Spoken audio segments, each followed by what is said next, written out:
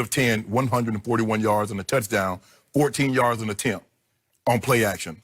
Only 6 yards, a little less than 6 yards on non-play action plays. So what that tells me, when they're able to run the football, now the defensive line, they can't rush like they normally could because they're going to be afraid of being gashed. They got to hold in there. Second of all, you play action, the linebackers got to step up. And so when they step up, now he's finding Myers, he's finding Edelman right behind where those guys would have been. So they did a great job.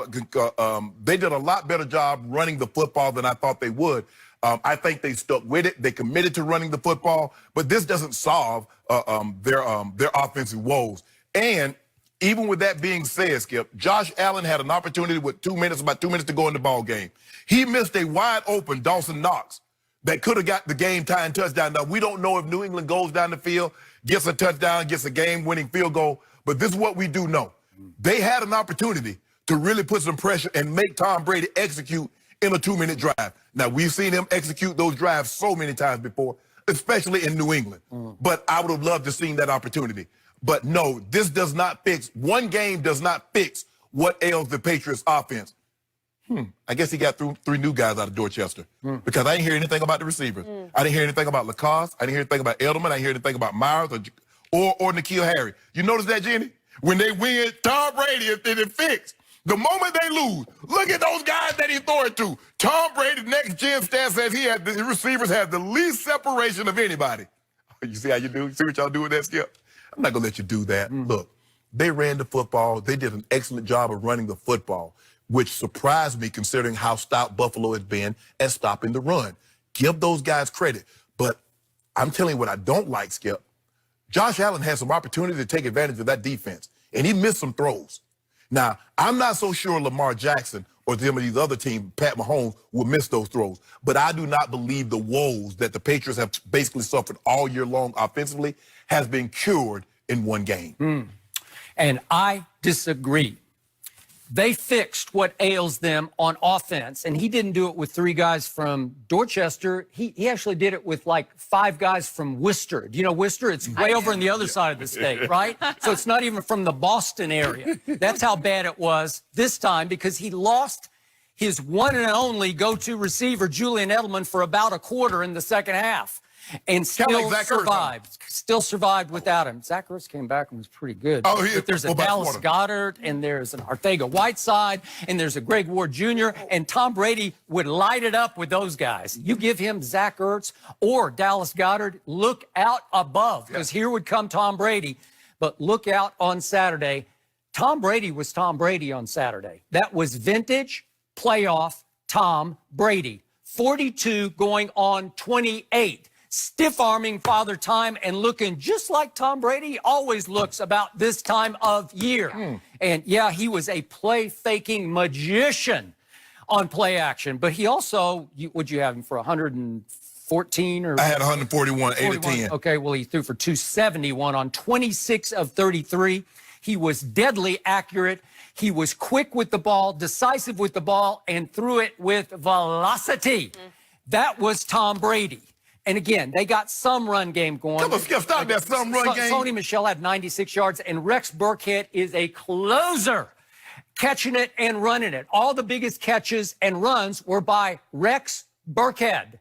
Could he even make another team in this league? I doubt it. But the New England Patriots know how to use him and use him at just the right times. And he was an unsung hero to what happened in the second half. Because remember, Tom Brady is going against the number 2 scoring defense in football.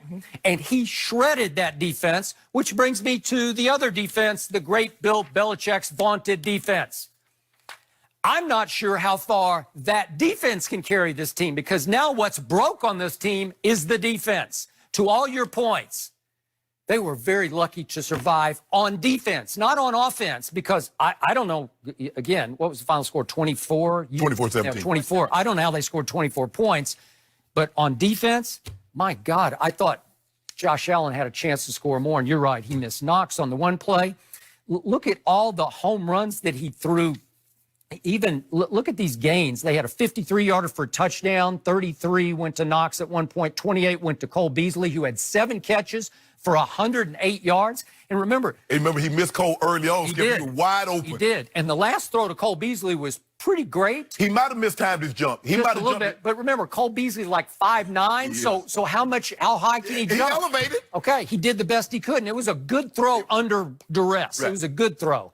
So the point was that I'm looking at what's happened since week 9 to Belichick's vaunted defense. A lot of people were saying was historically great, and it was statistically through the first 8 weeks of the year. Starting with that Baltimore loss at Baltimore, they're 6th in points allowed. They're tied for 18th in the league in rush yards allowed. And all of a sudden, here came, look what they had, 92 more went to Buffalo.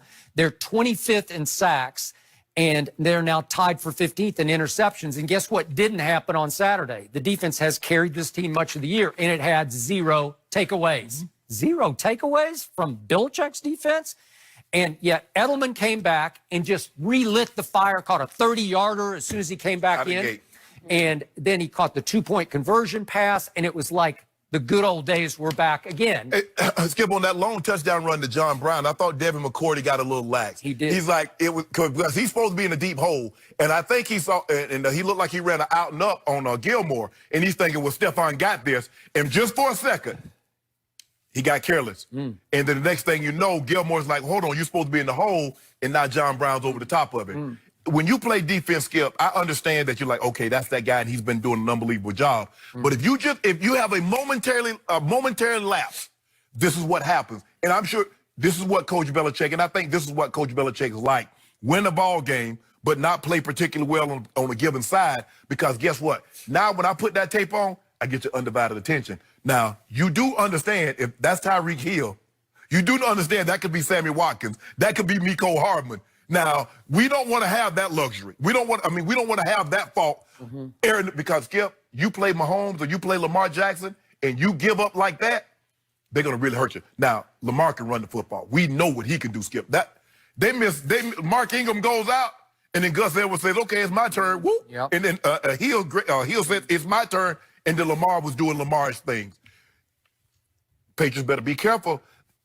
You don't want, and I agree with you, you're looking at what they've done since week 8. Yeah. The defense seems to be going this way. It is.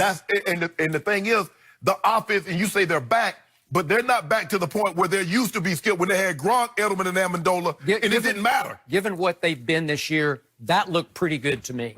That looked good enough to win a home playoff game. Yes. I don't know if it looked good enough to go away, wherever that is, probably Baltimore, and win that game. But we haven't seen them, Skip, run the ball like this, with this kind of commitment and this kind of success in a very long time. Yeah. Now, when you can run it like this, Tom Brady still has magic of hands. He still has sleight of hand. He does. He can fool you. He can double that thing up, and all of a sudden you like, he got the ball and he's throwing the ball right to Edelman, right behind where you supposed to have been. Yep. So it's going to be very, very interesting. I'm surprised. I'm really surprised that the defense struggled, because I thought Josh Allen, he threw for 208, but I thought he should have had 308 because he missed some throws. He missed some throws.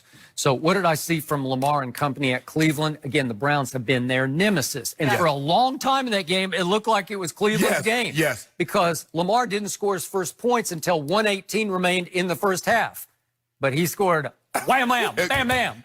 Like, I've never seen, they go 2 plays and score, and then they get the ball back with like 50 seconds left, and they go score another touchdown. Skip, I've never seen anybody to be able to run the football and can get the point. Skip, they're going to lead the league. They're going to lead the league in rushing and lead the league in scoring. They are. I've never seen a team. Normally, you see teams that lead the league in scoring. Peyton Manning, when they score 600 points, he's got 50 touchdown passing. Brady and Washington, but to be able to run the ball like this, and to be able to, and Skip, because they can run it so well, you see how wide open Andrews is.